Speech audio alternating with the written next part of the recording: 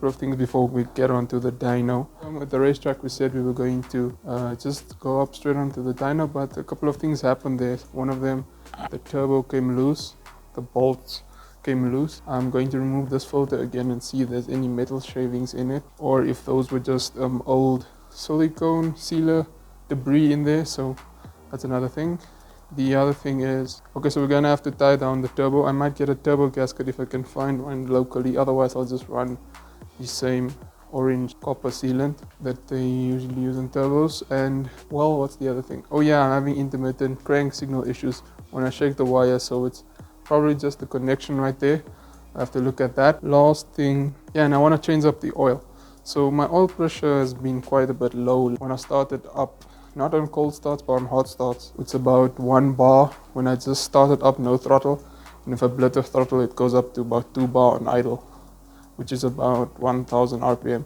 So we'll have to look at that. I'm thinking of changing to 2050 since it is running 1040. And the OEM manufacturer, the Haynes manual, recommends 2050 for this bottom end, not the head. But the original head of this engine does use hydraulic lifters as well. So I might just do 2050. I'll do a little bit more research, but I actually think it will be better to change up to 2050 just to have a better bearing cushion for the extra power we're about to make. So we're going to the dyno, and if the filter looks clean enough. Okay, so we have the GTI nose up in the air, and we took out the filter and I just started opening it.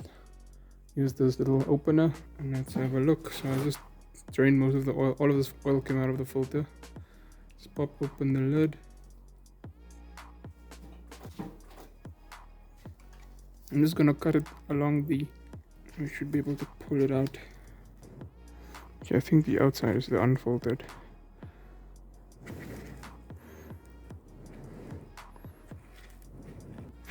I saw something right here. Just put it down right there. You can see that.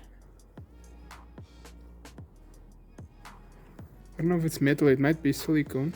This is the inside, looks good. Looks very clean. I just left the filter to drain a little bit more. Look at the outside. Yep, just as clean. And not too black. Yeah, looks really cool. Here's a little metal piece. You can see it shining.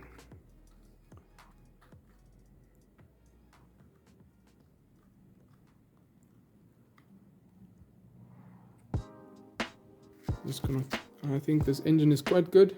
Now I'm happy with the results. So I'll switch up the oil, put on a new filter. And yeah, now we're gonna remove this oil filter housing.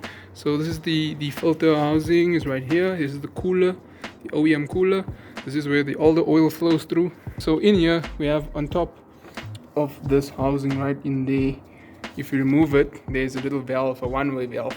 And yeah, then we'll see if that valve is tight. If it's tight, bummer, because then we just wasted all our money buying gaskets. In any case, that should help the oil to prime a lot faster. So when I start up the engine, oil pressure should build up very, very quickly, as in my previous engine I saw that. So I'm going to do this with this engine just to make sure the valve's tight. Just remove this one hose. What was that? That hurt. I only have one glove on, but it's good. Yes, full housing came loose quite easily. Just drop that down. Okay.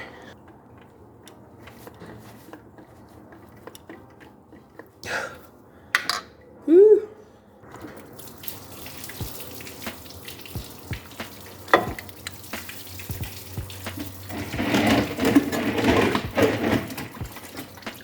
Alright, we got it out. This is my oil pressure, oil temperature, turbo feed. Yeah, so this hole links to the bottom end, so the bottom bearings, crank. Yeah, I think it's basically only the crank, so the crank and the rod bearings. And up top we have the little valve in there. You can just about see it. I'll loosen it and see if it's tight. And it is a triple square. Okay, so you're supposed to use these. It's actually this size. It is an 8, but it's too deep. If I put that in there, I can't really turn on it. There's nothing showing. In any case, so I took the stalks. This is a T40, so it has half the amount of teeth that are needed. Let's just see if it's loose. Yeah, it's loose. It was about there. Let's see if we can go any tighter. So it was just barely loose.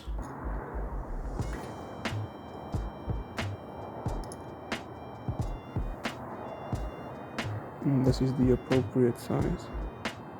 You want to be really clean with all of these because these are after the filter.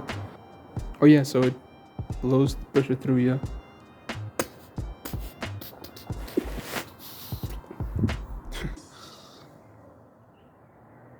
Yeah, seems about good.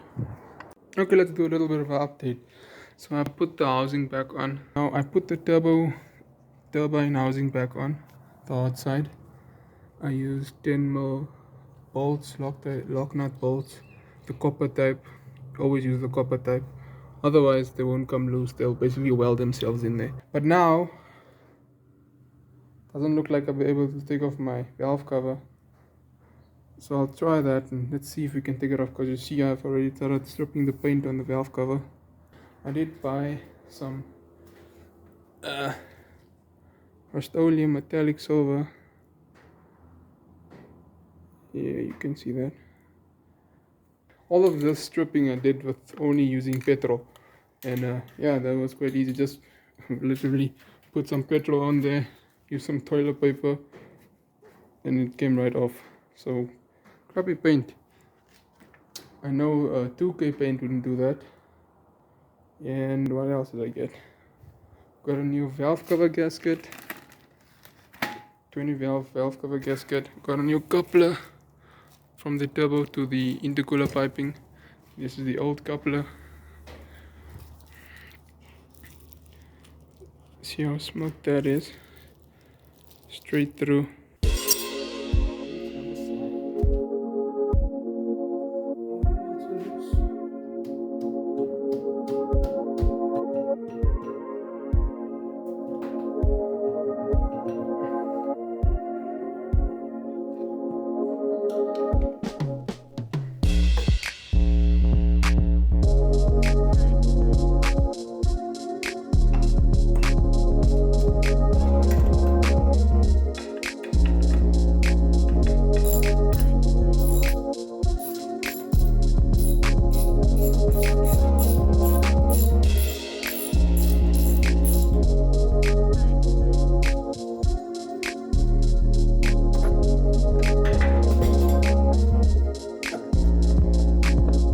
So I use this Permatex orange copper stuff. It works better than what I used before, and I've never used the gasket. I'm actually using this aluminum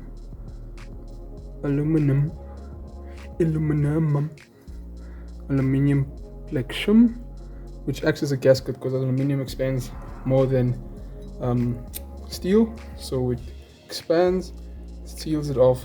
So you will never blow out aluminum. I used too much RTV on this last time. This thing is not gonna come off.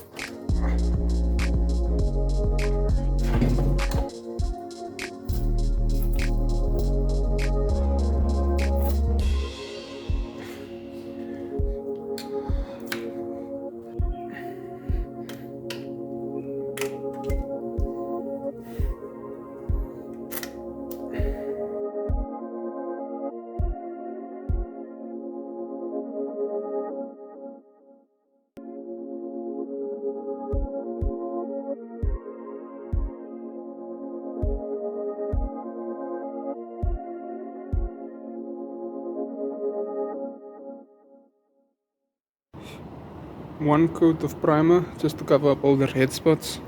Basically I have a coat of primer over everything. Then I hit it with the metallic silver. Metallic, it just says metallic, so it's not even a silver. Anyways, it's supposed to finish like the cap, so I sprayed it down, and I'd say it looks about like the cap, and I'm pretty pleased. I think that would look good, and I hope this is more durable than that other stuff. Let me show you the other stuff. And Glue Devil, I Heat Red, and Grey Primer, also Glue Devil. but not high heat. So I put this on and the glue devil over it. Doesn't work.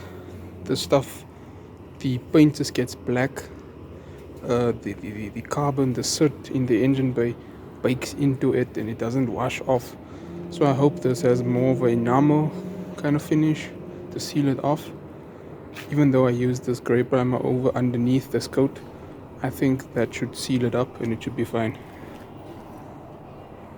Basically the difference between these multi-contacts and a single contact, but I cleaned this plug with a flame, with a map gas torch before, and now it sounds good.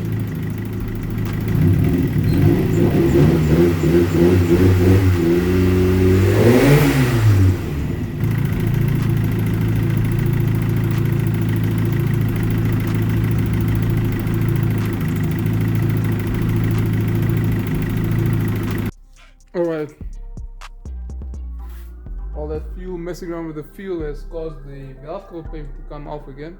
So guess next time we'll use some automotive 2K paint to paint the valve covers, since I do have a compressor and I'm not an idiot. Except for this one time I sprayed with a can for the fourth time. Anyways, so without further ado, the car is finished. I just have to put the intake pipe back on, then we're going to the dyno. Woo!